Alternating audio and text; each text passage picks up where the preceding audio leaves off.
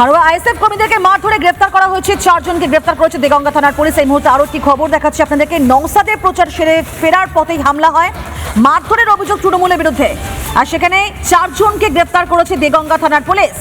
Haroa ISF কর্মীদেরকে মার ধরে এবার 4 জন গ্রেফতার, 4 জনকে গ্রেফতার করলো দেগঙ্গা থানার পুলিশ।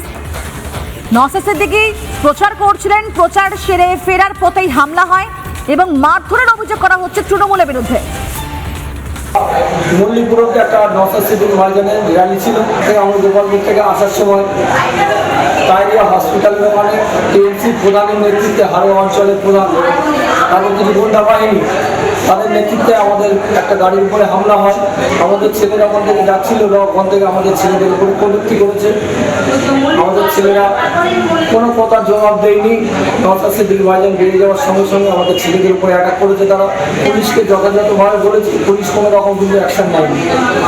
আমার মাঠে মারপিট হচ্ছে, তারপরে লাইট অফ করে দিয়েছে। ঠিক আছে, এই হচ্ছে পরিষ্কার মানে সিচুয়েশন।